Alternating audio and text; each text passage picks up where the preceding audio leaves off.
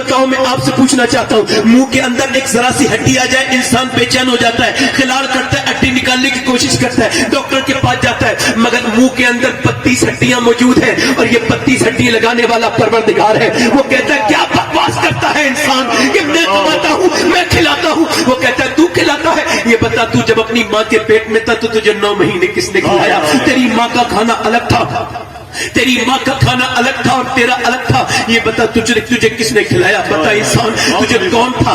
तेरी माँ का खाना अलग था और पैदा होने के बाद तेरी माँ के गोश्त के अंदर से और पोस्ट के अंदर से, हड्डियों के अंदर से वो जो दूध की 2 नहरें निकाली थी, वो कौन था? वो रबी तो था। तू उसे पहचानता नहीं, उसके खिलाफ बकवास करता फिरता है इधर उधर। एक आदमी अस्पताल में भर्ती हुआ और 1.5 दिन में उसका बिल आया 90,000। कितना बिल आया बोलो? 90,000। 1.5 दिन में बिल आया 90,000। 90,000 का बिल आया और उसे ऑक्सीजन लेने में कमी हो गई थी। 80 साल का बूढ़ा था। जब उसका बिल आया 90,000 तो वो रोने लगा। डॉक्टर ने कहा ज्यादा पैसे लगते हैं तो बड़े मियाँ कुछ कम कर दूंगा। उसने कहा नहीं डॉक्टर साहब, अल्लाह ने इतना नवाजा है, आप कहें तो पूरा अस्पताल यहीं खड़े खड़े खरीद सकता हूँ। कहा फिर रोने की वजह क्या है? कहा रोने की वजह यह है कि आपके मैंने ऑक्सीजन वाली मशीन से 1.5 दिन सांस लिया है तो आपने 90,000 का बिल बिठा दिया और मैं 80 साल का बूढ़ा अल्लाह की हवाओं में सांस ले रहा हूँ। मैंने कभी नहीं सोचा, मैंने कभी गौर नहीं किया कि सांस लेना कितनी बड़ी अल्लाह की नेमत है। मैं सांस ले रहा हूँ तो क्या मुझे शुक्र नहीं अदा करना चाहिए? कभी बीमारों के पास जाया करो, जाके अस्पतालों में जाया करो। मेरे शेख मुहियुद्दीन अब्दुल कादिर जीलानी गौसे आजम फरमाते हैं कि जब तुम्हारा घरों में दिल बहुत लगने लगे तो कब्रिस्तान जाओ। कब्रिस्तान में जाकर के देखो कैसे कैसे लोगों की नाक में और मुंह में कीड़े चल गए, और जाके देखो फिर बीमारों को जाकर के देखो, अब तो कोई बीमार को देखता ही नहीं। अब तो कोई गरीब बीमार हो जाए कोई नहीं जाता, अमीर कोई बीमार हो जाए ना तो फिर लाइन लग जाती है। मगर मेरे हुजूर फरमाते हैं जब मेरा एक उम्मती दूसरे के घर जाता है बीमारी की हालत में उसे देखने, इयादत करने, फरमाते जब तक वो जाके वापस नहीं आता ना तब तक 70,000 फरिश्ते उसके लिए दुआए मग़फ़िरत करते रहते हैं। मुझे बताओ पूरा मजमा कितना करीम है रब्बुल आलमीन। हम अपने बीमार भाई को देखने जाएं और अल्लाह अकबर मासूम 70,000 फरिश्ते हमारे लिए दुआएं करें। मगर अब तो मुसलमान गरीब की मैयत भी ऐसे जाती है जैसे गैर मुस्लिमों का जनाजा जाते हैं। अब तो गरीब की कोई मैयत में भी नहीं जाता, मालदारों की मैयत तो जोर जोर से लोग उठाते हैं। अल्लाह अकबर, बीमारों के पास जाया करो। नौजवानों गौर किया करो। मैं एक मर्तबा एम्स में गया था, एक आदमी मुझे मिला और उसने मिलने के बाद मुझसे कहा कि मेरे पास मर्सिडीज है, मेरे पास गाड़ियां हैं, मेरे पास बेहतरीन गाड़ी के कलेक्शन है। मैंने कहा फिर मुझे क्यों बता रहे हो? कहने लगे मेरे पास जमीन भी बहुत है, माल भी बहुत है, मगर मेरे किसी काम का नहीं। मैंने कहा क्यों? कहने लगे इस वजह से मुझे कैंसर हो गया है। डॉक्टर ने 2 महीने पहले बताया कि 2-3 महीने तक जिंदा रह सकते हो। कहते एक तो खतरनाक दवाइयां बर्दाश्त करनी पड़ती हैं और दूसरा मेरे बारे में गौर तो करे दुनिया, मैं वो मुर्दा हूं जिसे मरने से पहले पता चल गया है कि मैं मुर्दा हूं। अल्लाह अकबर। एक आदमी अपने बेटे के सर पे हाथ रख के रो रहा था, वो यतीम आदमी, उसका वो बच्चा वो रो रहा था। मैंने पूछा भाई क्यों रो रहे हो? कहने लगे मुझे कैंसर है और देखो मेरे ऊपर दर्द ये है कि मुझे अपने बच्चे नजर आ रहे हैं और मैं वो बाप हूं जो अपने बच्चे को दुनिया में यतीम देख सकता हूं। मेरे ऊपर कितना दर्द है। उस आदमी के पास मुस्कुराओ जिससे कैंसर है, वो मुस्कुराते ही नहीं। उसके सामने कोई अच्छी बात करो, वो उस पर ध्यान ही नहीं देता। अभी दातागंज में एक लड़के के पास में गया, वो 26 या 27 साल का नौजवान था। उसके पास में गया, वो कैंसर था, उसे दिल्ली में भी मना कर दिया था। मैं उसके पास जाके मैंने उससे कहा अल्लाह आपको शिफा अता करेगा, तो रो के बोला नहीं नहीं मौलाना साहब डॉक्टर ने मना कर दिया, मैं नहीं बचूंगा। ये कह करके वो रोने लगा। मुझे उसके आंसू में बहुत कुछ नजर आया। देखो तो इंसान एक डॉक्टर की एक रिपोर्ट के बराबर नहीं। हमारा एक रिश्तेदार है बरेली में, उस अचानक घर में गिर के उसकी तबीयत खराब हो गई। 25 साल का था जब गिरा था, अब उसका हाथ पैर काम नहीं करते, न जाने क्या हो गया। वो 4 साल से अंदर पड़ा हुआ है, 29 साल की उम्र हो गई, बिस्तर पे पड़ा है, 2 बच्चे हैं। उसके बच्चे यतीमों की तरह जिंदगी गुजार रहे हैं। उसकी बीवी बेवा बन गई है। उसके सामने कोई बैठ के बात करे वो बात नहीं करता है। वो यही कहता है दुआ कर दो, या तो मैं मर जाऊं या मेरा रब मुझे मौत अता कर दे या फिर मुझे शिफा अता कर दे। यार बताओ तो 4 साल तक जो बिस्तर पे पड़ा रहो उसका दर्द कोई समझ सकता है? आप बताओ मुझे, आप इतनी नाशुक्री करते हैं लोग क्या? जिसे अल्लाह बगैर बीमारी के जो रह रहा है दुनिया में, जो बगैर दवाइयों के जिसकी जिंदगी गुजर रही, क्या उसे शुक्र नहीं अदा करना चाहिए? उसे नहीं कहना चाहिए अल्लाह तेरा شکر ہے. میں اپنی بہنوں سے کہتا ہوں مجھے بتاؤ آپ کتنا شکر ادا کرتی ہو. اب بندے شکر نہیں ادا کرتے, اللہ کے ناشکرے بن گئے. اللہ اکبر. حضرت سیدنا شیخ سعدی کہتے ہیں میں گزر کے جا رہا تھا, کہتے ہیں چلتے چلتے میرے پیروں کے جوتے ٹوٹ گئے. کہتے ہیں جب پیروں کے جوتے ٹوٹ گئے تو پیروں میں سے میرے زخم ہو گئے چلنے کی وجہ سے. گرم زمین پہ چلا تھا تو پیروں پہ چھالے پڑ گئے, چھالے پھوٹ گئے, زخم بن گئے.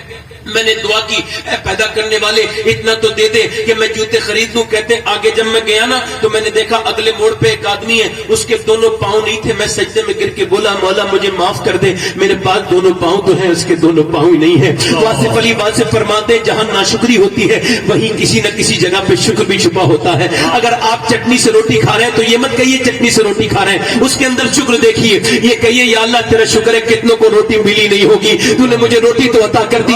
ناشکری کے قریب میں ہی شکر ہوتا ہے, اور شکر گزار بندے کو اللہ بہت نوازتا ہے. اے لوگوں اللہ کا شکر ادا کیا کرو. یہ کہنا گرمی بہت ہو رہی ہے, یہ سردی بہت ہو رہی ہے, سب کے سامنے رونے کا کیا مطلب ہے. غوث اعظم فرماتے اللہ کی شکایتیں لگاتا پھرتا ہے. فتوح الغیب میں ارشاد فرماتے ہیں غوث اعظم فرماتے اللہ کی ناشکری کرنی ہے نا, اللہ کی شکایت لگانی ہے تو اس سے جا کے لگا جو اللہ سے زیادہ مہربان ملے, اللہ سے زیادہ کریم ملے. تو وہ تو کوئی ہے ہی نہیں. بولو کوئی ہے تو پھر کیوں شکایتیں. اپنے کریم رب کی شکایتیں لگاتا پھرتا ہے. اللہ تجھے پریشانی دے کے بھی تیرا سجدہ, تجھ سے سجدہ اگر اس نے کرا لیا اور تیرے دو آنسو نکل گئے تو سرفراز ہو گیا. پریشانی تو چلی گئی مگر تجھے سرفراز کر کے چلی گئی.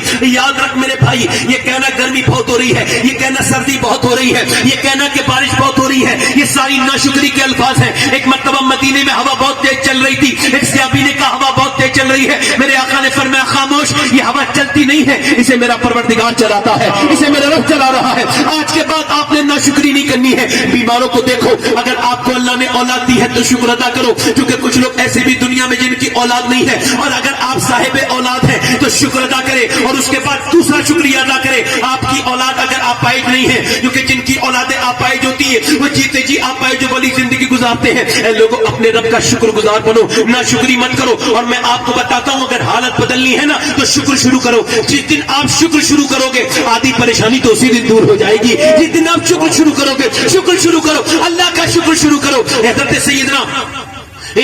سیدنا مولانا روم فرماتے ہیں کہ ایک آدمی نے پوچھا, کسی نے پوچھا حاتم طائی سے یہ بتاؤ کہ آپ نے اپنے آپ سے بھی زیادہ کسی کو سخی دیکھا. حاتم طائی بہت سخی انسان تھا. کہا ہاں میں نے دیکھا. کہا کون. میں ایک مرتبہ سفر پہ جا رہا تھا, سفر پہ جاتے جاتے مجھے بھوک لگنے لگی, مجھے کھانا ملا نہیں. میں ایک آدمی کے دروازے پہ جا کے بولا دیہاتی کے کچھ ملے گا, میں بھوکا ہوں. اس نے اندر کیا مجھے, اور اندر کرنے کے بعد اس نے جو ہے نا اس نے مجھے اندر کرنے کے بعد اس نے مجھے جو ہے وہ بکری کاٹی, اور بکری کو ذبح کرنے کے بعد میرے سامنے اس نے کلیجی بھون کے رکھ دی. کہتے میں نے کلیجی کھائی اور میں نے کہا بہت اچھی کلیجی ہے, بہت اچھی بھنی ہے. وہ 2 گھنٹے کے بعد پھر آیا اور اس نے آ کر کے 2 کلیجی اور 3 کلیجی رکھی. کہا اور کھائیے, یہ پہلے سے اچھی بھنی ہے. انہوں نے کہتے میں نے کھائی, واقعی میں اچھی تھی. میں نے کہا یہ تو پہلے سے بھی زیادہ اچھی ہے, بہت اچھی ہے. وہ پھر تھوڑی دیر کے بعد آیا, 2-3 گھنٹے کے بعد, اور پھر وہ صبح کو فجر کے وقت آیا اور اس نے 3-4 اس نے کلیجی رکھی اور کہنے لگا حضور اب تعریف مت کرنا, کھا لیں, یہ بھی اچھی ہے مگر ان کی تعریف مت کرنا. کہا کیوں؟ کہا ہمارے یہاں جب مہمان کسی کھانے کی تعریف کرتا ہے تو ہم سمجھتے ہیں اسے اور چاہیے, یعنی شائستہ طریقہ ہے مانگنے کا.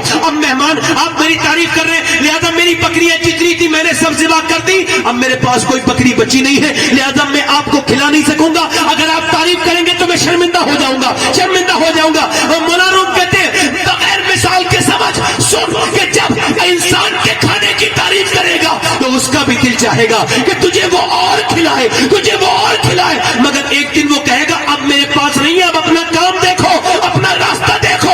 مگر اللہ کے خزانوں میں کوئی کمی نہیں ہے. تو جتنا تعریف کرتا رہے گا وہ اتنا تجھے نوازتا رہے گا. وہ فرماتا ہے لئن شکرتم لا ازیدنکم, تم شکر کرو میں نعمتیں بڑھاتا چلا جاؤں گا. یعنی اگر تم شکر کرو گے اپنی پیدائش پر تو پھر میں تمہیں اور برکتیں عطا فرماؤں گا. ذرا غور کریں, علماء نے لکھا ہے, صوفیاء نے لکھا ہے کہ امام حسین نے کربلا میں شکر کا سجدہ کیا تھا. کسی نے کہا جس کے بچے 3 دن کے بھوکے ہو اور وہ خود بھی 3 دن کا بھوکا ہو, جس کے بچوں کی لاش پر گھوڑے دوڑ رہے ہو, جس کی بیویاں جن کی بیویوں کے خیمے چلنے والے ہو, کیا وہ شکر ادا کرے گا؟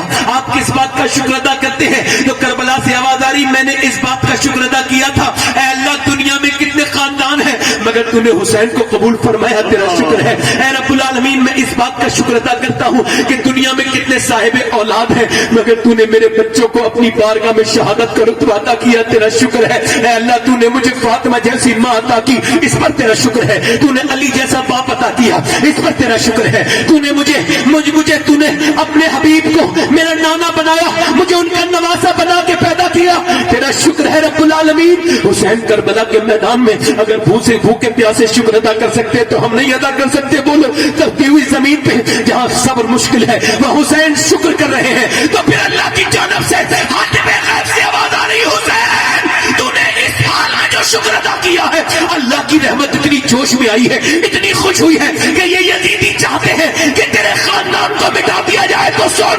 यजीदियों का खानदान तो रब मिटा देगा, मगर तेरे खानदान को ऐसे बढ़ाएगा कि कोई मोइनुद्दीन अब्दुल कादिर बन के चमकेगा, कोई मोइनुद्दीन